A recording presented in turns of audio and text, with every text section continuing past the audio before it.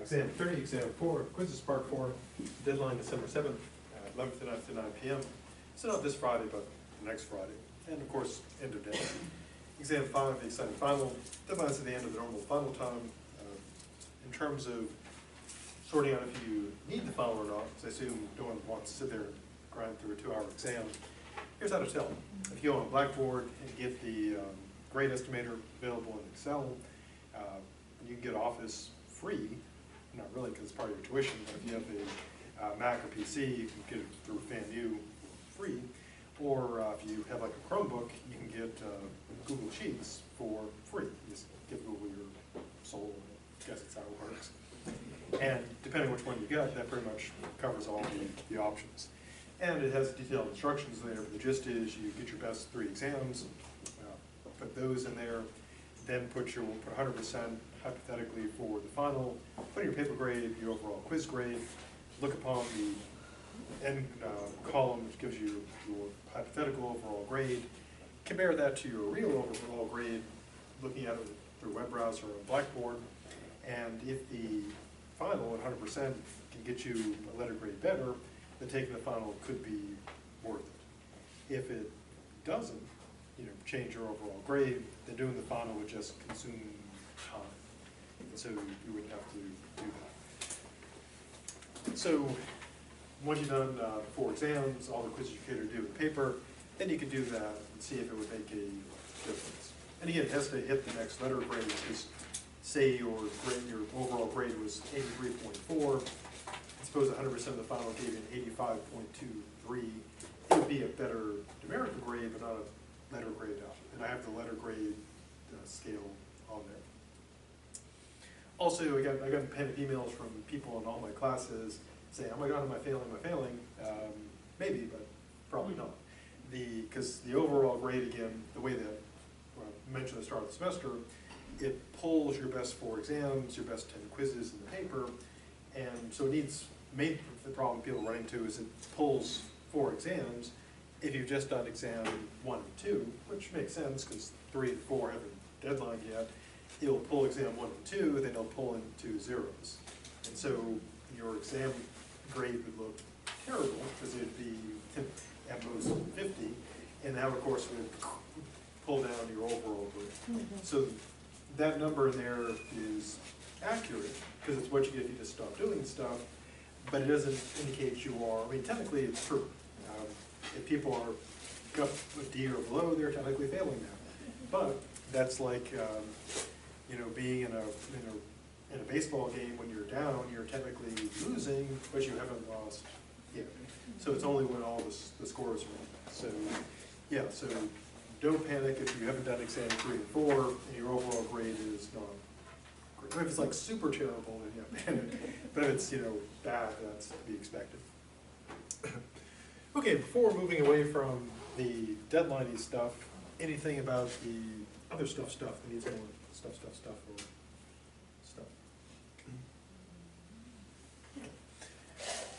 So last time looking at our good dead friend John Locke, and one of his main focuses, or foci, was on punishment, and how personality connects to punishment.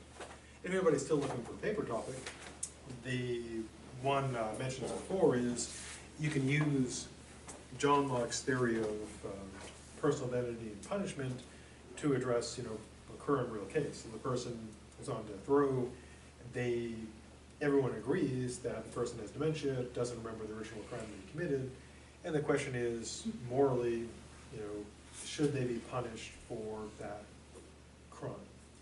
And Locke's theory would seem to, metaphysically entail no. Now, of course, there's the legal thing, which is whatever the law says, but the idea would be to argue it from the standpoint of how metaphysics hits morality. So, to get to what Locke says about such stuff, here's what he does. Now, firstly, he considers the classic drunk defense. And anybody here know anything about like the law and the effectiveness of their client saying, I was too drunk to know what I was doing, therefore I am innocent? But intuitively, do you think that would work? Probably not. Although I remember when I was an undergrad, my political science professor said one of his previous students had gone to law school, and her first case involved people with like a drunken stole a car, and her defense was they were too drunk to know that they were stealing the car, and I guess they added drunk driving onto the list, and that didn't go well. Because they said, are you sure your clients are drunk? And she's like, they were totally drunk. It's like, good. Drunk driving as well. Now, as a practical matter, when people are drunk, they don't get, the judge doesn't say, well, you were drinking, so all the charges dismissed. I really like beer, let's go get some beer, because I really like beer. So why do they get punished? And why does Locke agree with this? Because given his view, if someone is like so drunk they didn't remember, they're like, dude, was that me? Locke's view would say, well, it wouldn't be them, so they shouldn't be punished. Now Locke here takes a practical views, namely that the law is limited by what we know, by our evidence. So if the person puts forth the drunk defense, I was too drunk to remember, Locke does consider that a potentially morally valid defense. But of course the practical problem is we have no way of knowing if the person remembers or not. And if we can show that the same human was drunk and is in court now, Locke says then that punishment would be justifiable given what we know, because we can't know whether the person remembered or not. Now, of course, eventually, if we take Locke's view seriously, as technology advances, we might be able to actually scan someone's memory and see. I mean, people are working on brain scanners and memory scanners, and there's actually work in this particular area where they're trying to figure a way of how could you kind of like test people to see if they were guilty. And one thing that's in a way straight out of Locke is the person who committed the crime would have memories of like the crime scene, etc., that other people, except the victims, wouldn't have. So they're considering like if you show a person scenes from the pictures or something from the crime, would it trigger like that memory response? Because the brain responds differently. Yeah. Now, of course, there are some obvious practical problems because maybe the person is reacting to they saw a similar kitchen or a similar place or a similar scene. So you really have to make it work. But if we accepted Locke's theory, then if we can know for a fact the person did not remember, we might say, well, they don't remember, it's not them, not guilty. Now, there are cases, though, and I looked this up when Brett Kavanaugh was going through his hearings about the effect of drunkenness on punishment, legal punishment. And there are cases where they do argue for leniency because the person, they wouldn't have done it but for the fact they were drunk. And so it's mitigating because it's not premeditated, etc. And philosophers, of course, like to argue about how, well, even if a person is drunk, they still are responsible for getting themselves drunk, so they're still accountable for the drunky stuff they do, knowing they might do stuff. Yeah, drunken stuff. Now, what about after the person dies? Well, Locke, of course, believed in God. I guess he got an answer to his questions about God. Locke says that when the person dies, then of course, what does God know? He knows everything. So if the person was there saying, I was too drunk to remember, LARPing Grand Theft Auto in real life, and the courts would say, yeah, we got you on videotape, doing all kinds of Grand Theft Autoing and so forth. And then Locke would say, well, they're justly punished. But after they die, then God would scan their memory, and if there is just, gap, then God would say, well, you're fine. You didn't do any of that stuff. It wasn't you. And the obvious question is who was it? Exactly. But in a way, I guess that person would be gone. They would have ceased to be. Now, Locke doesn't talk about this, but there's of course also a possibility that God does a system restore and puts all memories back. So then God, restores full memory, and so everyone is you're fully, everything you ever did, you remember, and so you're fully accountable for everything. And this would be in God, considering God can do anything, this would be within God's power to just, restore it all, or maybe just the bad parts or good parts.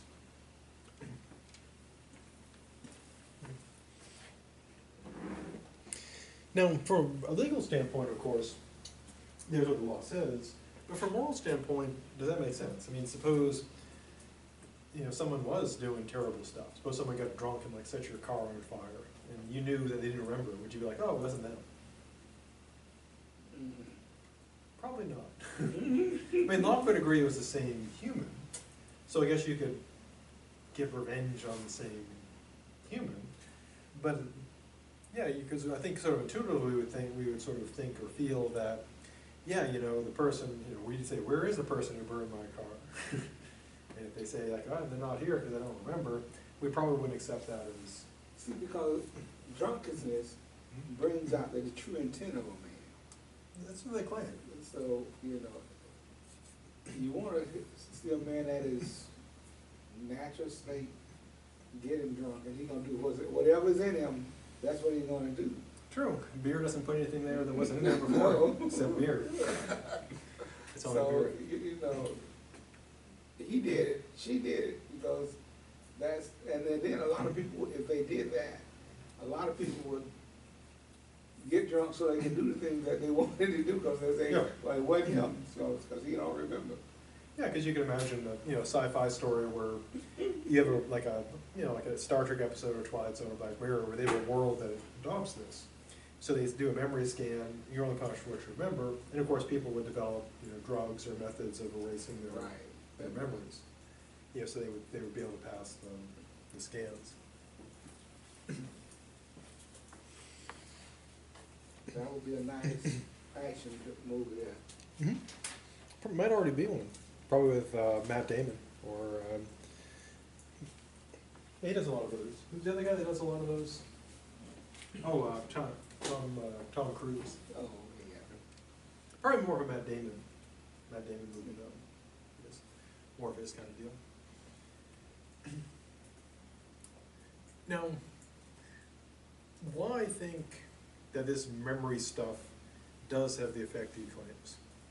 Well, Locke presents the following. He recaps again in great. Make sure I guess the reader totally gets it. Again, he says the same. If you lose your memory, you raise a point. If someone says, "Oh, I was too drunk to remember it," I remember it. Well, Locke says, if you say well, who did it then? Locke would say, well, the same human did it. It wasn't the same person though, but the same soul was there, and so, but it wouldn't be the same person. So the law will say, then punish the person that did it. Yeah, the law punish the human that did it. Yeah. The law would say, well, we don't know if we remember or not, so they would say, paying for the car damage. But God would, I guess God would know if they forgot and say, it's okay. Here's your money. Now, Locke argues, though, that we do, in some cases, accept this in law, and we also accept this in normal conversation. So, basically, he gives two arguments as to why we already think the way he thinks we should think. First one, in the case of law. Do we punish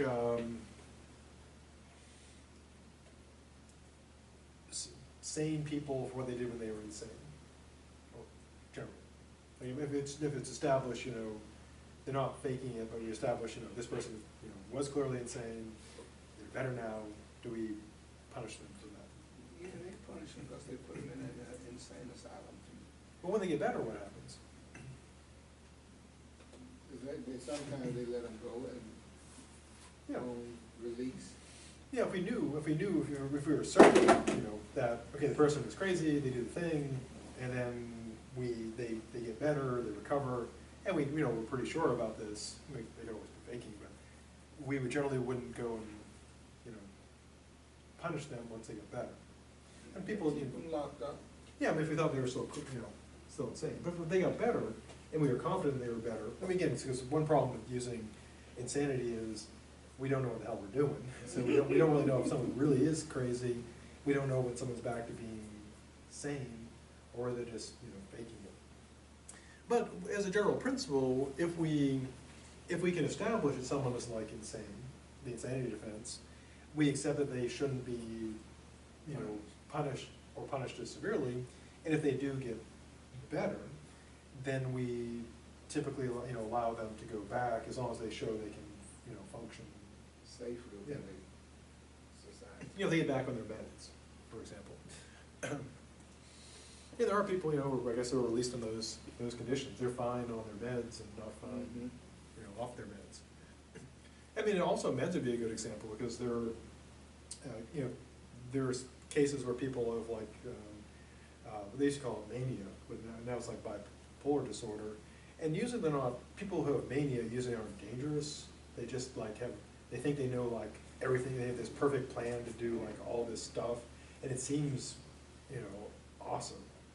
But then, of course, it's all just crazy. Once they go back in their bed, they're like, yeah, there was a woman who was in the music industry, and she thought she had like there was gonna be like a world Band-Aid for, like band, not like, for the First Amendment. And she was going around talking to all these producers and stuff about doing it, and it was all just in her mind, because she went off her medication. And then when she went back on her bed, she's like, oh, okay, that's not a thing. I mean, you always have to kind of wonder, like when you have like these really brilliant ideas, it's like, is my brain just like imbalanced, or is this a good, is this a good idea? Now, so Locke says, in those cases, he claims, we looked at them as being different people. Now, of course, you could reply to this saying, well, someone who's off their meds is not a different person legally, they're just an impaired, you know, they're just an impaired person. So if someone is like, they're in like the mania state and they're doing like, they think that they own the bank or something and start going in there, and once you sort out, okay, they think they own the bank, so they think they're doing nothing illegal, so yeah, we're not gonna arrest them, we're just gonna, you know, say, okay, go get some more of that lithium or something. And so there is kind of that question, do we think of them really as being another person? And Locke says, yeah, because his theory says so. Now he also uses the use of language. We do say things like they're not the same person. Like people, like for example, NPR had I'm stealing an example from NPR, they had a show about, you know, they like, I think it was inspired by like, was it Xanax? What's the medicine people take for depression? Yeah, all those lithium, etc., those medications, and they were like some of the people were talking about how they were talking as if it was like a different person. That when like that person, you know, they're really, you know, crazy, and the medicine makes them go away. And so they were actually talking like it was a different person that had like an interesting relationship to them, but they were not them. And of course, we have all kinds of sayings like that, like when people break up, they often say, "You're not the person I fell in love with," or you know, "I don't know who I am anymore," or "not the person I used to be." And so we have all kinds of expressions like this. But a question would be, is of course, are we just, because we say things like, "I'm going to murder," you know, "I'm going to murder you," when we don't really intend to murder. So a question would be, are we really making a metaphysical claim? Like when I'm off my medication, it's not me anymore, it's someone, a much more interesting person. Or is it just actually saying, if you really parse it out, saying when I'm off a medication, then yes, I'm obviously still the same person, but my behavior is different because my brain chemicals are wildly out of balance. And Locke would say, well, you're a different person, but we may intuitively say, no, you're the same person, just, you know. Or when someone says, you're not the person I fell in love with, do they mean metaphysically there's now a new person, or do they mean that it's still the same person, they just have different qualities? And probably, my own intuitive view is, they probably don't mean it's a new person, they just mean their qualities either have changed, or the person stopped keeping up their disguise.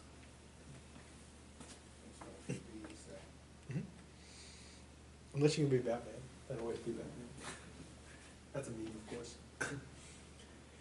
Now he finishes up with a kind of a sci-fi fantasy story, which has actually made it to sci-fi and fantasy stories. He asks us to imagine where you have someone who's got there's one body and one soul, of course, there's a consciousness that's in charge during the day, so the day person, and there's another one in charge during the night. Now, again, his view is that, again, he recaps this like over and over again, that they would be two people who happen to have one body. And again, it's been used a fair amount in sci-fi and fantasy. The typical thing is one's evil and one's good. And so they keep the bad one locked up. You think that that's normally the case when you have people that have two different personalities at once? It's a good question, because I've never met anybody and interacted with them in great length who's had multiple personality disorder. Mm-hmm. And I'm not a medical professional, so I really can't say, is there really two people in there? Self-associated identity disorder. Yeah. Yeah. Or is it just that, I mean, because we all have multiple masks that we wear. We behave differently around different people. I mean, if you've ever been like in theater or do role-playing games, you pretend to be, you really explicitly pretend to be different people. And even just in normal life. Like, the way one acts around one's grandmother probably is different than the way one acts around one's, friends. Unless one is always the same way. Yeah, so in a way, we all have different sort of personality modes. Yeah, it's a good question. Is it a case of, you've got, given Locke's view, one consciousness where they just sort of switch their, they're kind of like switching their behavior. They may not even be aware of it. They may just sort of, just like, when people, a good example would be like when people see like a baby, they go into like baby mode, and they don't even realize they're doing it. They start doing the baby talk and behaving a certain way.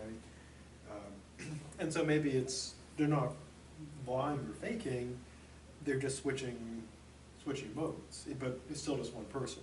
And again, Locke's view also allows for there to be multiple consciousnesses in there, where they can literally switch, one person takes over, the other person switches. And multiple consciousness, a lot of times they communicate with each other. Yeah, and they could, if they're in the same, body, they could like, I don't know, email each other, however that would work. Yeah, so Locke's theory would allow for there really to be multiple people. There has to be multiple person disorder.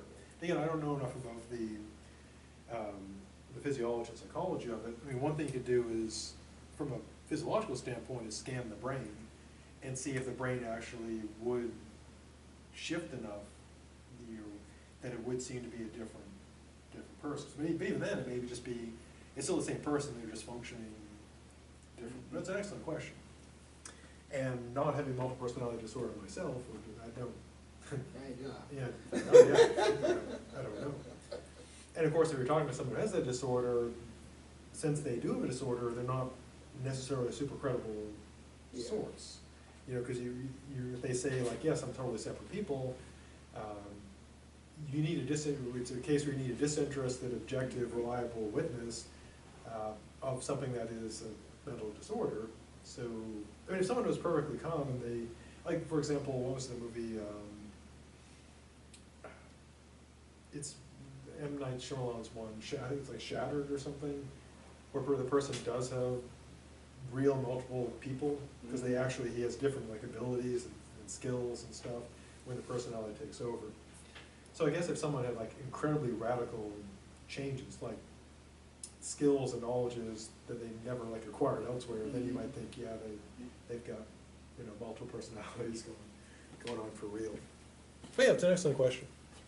I think the current view is it's a disorder, so you have one person with a disorder, and not like a bunch of people. But again, I don't. They say whenever someone has extreme trauma, they develop the different personalities to address the trauma, and that's why they call it a dissociative identity disorder, because they dissociate from reality, and they use those other identities to cope with whatever traumatic experience they're currently having. So in that case, it's probably one person, different personalities. But then again, maybe a person can be fragmented enough that they actually split into effectively separate people. Good research project. Probably a movie like that where someone tries to like fragment the personality. Of course, they would create an evil personality that does terrible things, as opposed to just like boring personality that looks up how to make new, better burritos on the internet. But, Like Dr. Jekyll, Mr. Burrito.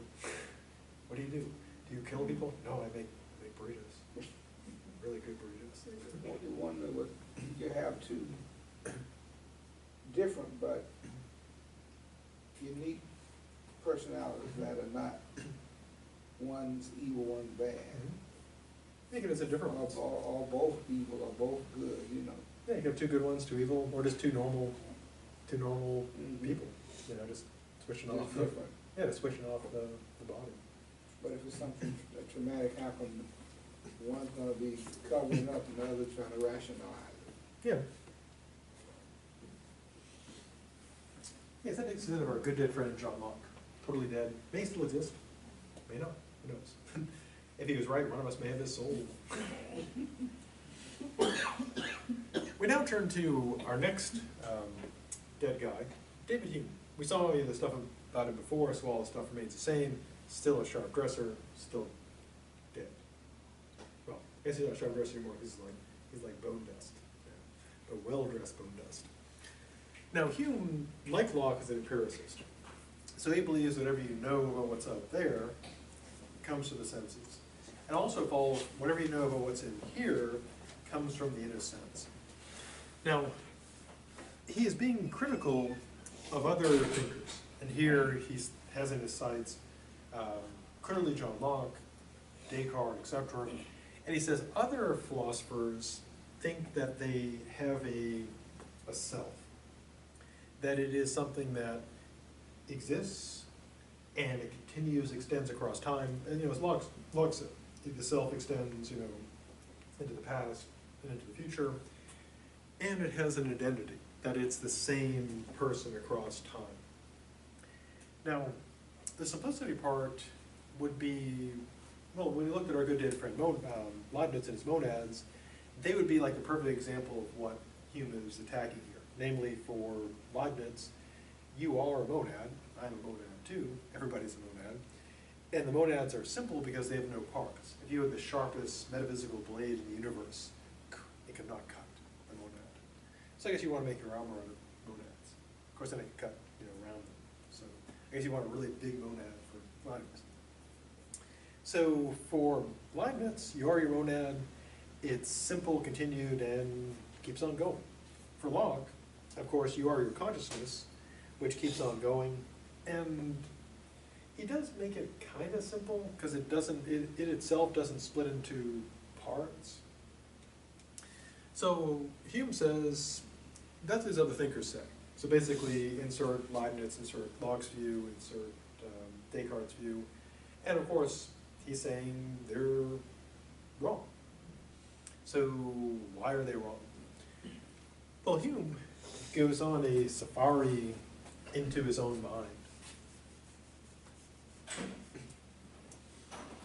And what he claims that when he goes in and looks in his own mind, and he says to the reader, try this yourself, try this at home. One of Hume's common ways of arguing was essentially that. He would say, to the reader, try this yourself. See how you feel about this, see what you think. And it's a pretty, good argument by intuition to say, well, try it. What do you find? Now, Hume claims what he finds is this. Whenever he looks around into his mind, he always finds a perception. Now, for Hume, a perception is kind of what it sounds like. It's kind of crudely put, it's like well, Hume doesn't do this, but I'll use some modern contemporary metaphors for what a perception would be. Imagine your phone is like you, and it's like your mind. And you take a picture. That JPEG would be like, think of that as like a perception. Or if you're taking a film, think of each of the, even though of course it's digital now, it doesn't have the cells, think of each of the single cells as a perception. And likewise, of course, your phone can record sounds, so think of like a small bit of sound as a perception. And of course, since we have more capabilities in phones, we also have like, taste and tactile things, like this may be the flavor of say, synonym. And this would be, say, like an itch on the outside of your knee, or whatever. So each of those little, like, mental, events, perceiving, a visual image, auditory, or tactile, those would all be perceptions. So Hume says, whenever he looks about it in his mind, all he finds, to use a phone metaphor, it's like going into the files, all he finds is JPEGs, audio files, etc. Nothing but files, and that's all that's in there. So drawn out with a metaphorical cartoon, what he says is when he goes in and peeks around, think of each of these as a perception. So this would be like a visual perception, like seeing the room. This would be an auditory perception, like blah, blah, blah. This would be the tactile one, like feeling like your left shoe is a little bit too tight. This would be like a feeling in your stomach, etc. So Hume says that's all that's in there, just perceptions. And he claims that he's never without a perception, and there's nothing but perceptions going on. And he considers that if his perceptions were removed, like when he's asleep, the person is gone. And if they were removed permanently by death, as we saw earlier, then he would be gone forever. So for Hume at this point, that's what you got going on. Now again, Hume says, try this yourself. See what you find in there. And if you try it, and Hume says, maybe other people are different, but this is what I find. I go and, peek around, and I have feels and sees and hears and stuff, and that's it. So what he decides at this point is that a person, at this point in his essay, is a bundle of perceptions. So, again, this is drawn out, so it's metaphorical. But think of each of these as a perception, and at any given moment, whatever the shortest possible moment of time is on the human scale, this would be your bundle at time 1, bundle at time 2. This would be you, time 1, you, time 2, and then so on for all time. Now, one thing about perceptions is they're always in flux. They're constantly changing. So they never remain the same. Now you can try this yourself. If you ever tried meditation, one of the things you're supposed to do when you meditate is either empty your mind completely, so it's completely blank, you're thinking of nothing, or to focus on one single thing, like one image or one sound. Anybody ever tried meditation? Yeah. How long can you maintain perfect empty mind? 5 seconds. Yeah. 5 seconds. Yeah, how long? Which is why they often recommend focusing on like a sound like but how long does that last? No. Yeah, not very long either. It's really hard to focus on one thing. And it's crazy if you meditate for a really long time. Most longest I did was 12 hours. Also the black belt test. You had to like meditate, you fast 3 days and meditate for 12 hours. You did? Yeah. Oh. Oh God, it was the strangest. Well, awesome experience. It's super strange. What type of fast? Comparable to like a Ramadan fast? Water. If you were still training, you could drink Gatorade. Like when I was still running, I was still training for a marathon and doing the Taekwondo stuff. So I lost a lot of weight. Amazing how many calories you can burn through during that time. Yeah, so you go in not eating, 3 days of not eating, which isn't terribly long, and then meditating for 12 hours. You're sitting there doing the thing, and then you have to do your breaking, do your test afterwards. Good times. And that's just for the first group. It gets tougher. Yeah, so if you try to focus and keep it the same, it doesn't. So Hume's right. Try this yourself, and you realize constant change. Now, he then turns to an analogy or metaphor. He says that the mind is like a theater, and then he quickly sort of blows up his metaphor. It's where the numerous perceptions take their place on stage to be succeeded by other perceptions, etc.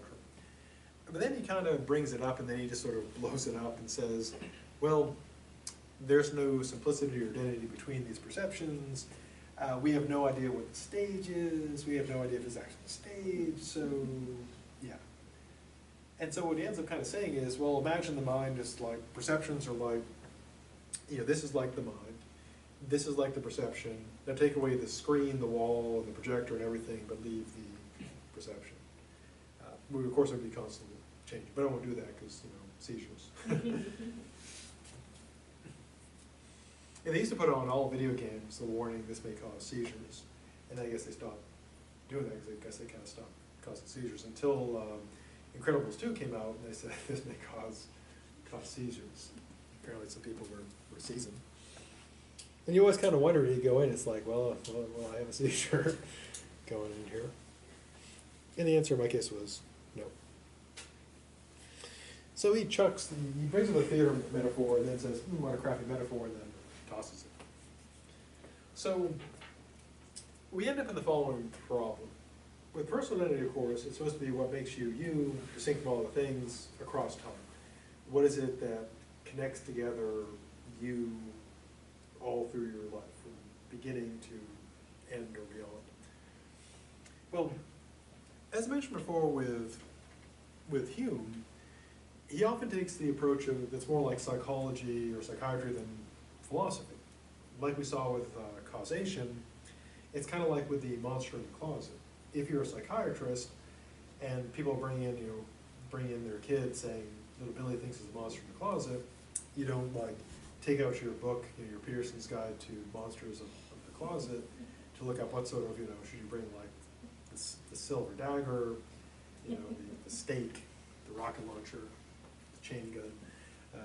You don't ask the question, what is the monster in the closet? You ask, why does little Billy think there's a monster in the closet? And so Hume says, as we'll see, he thinks in a way there's nothing really tying it all together. So the question is not what ties it all together. The question is, why do we think that it's all tied together? Because he thinks that's what we do. Each of us thinks of ourselves as ourselves.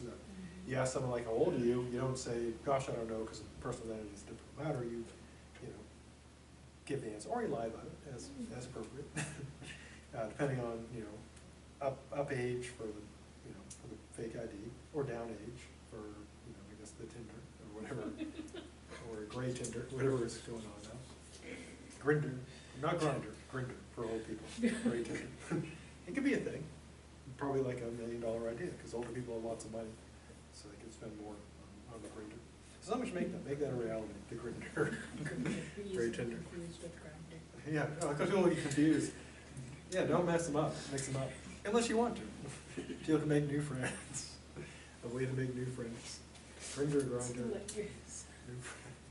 But anyways, I guess that could be their business model. New friends. Not a terrible model. So, Hume says, yeah, every moment we realize it's, on one hand we think, yeah, I'm me. I'm the same me as I was 10 minutes ago, an hour ago, years ago. But he says, we don't actually see any of the identity that connects it. So we raise the question, why do we do this? Because all our perceptions are separate, and every moment they're different. They're not identical. So metaphorically speaking, what we're doing is this.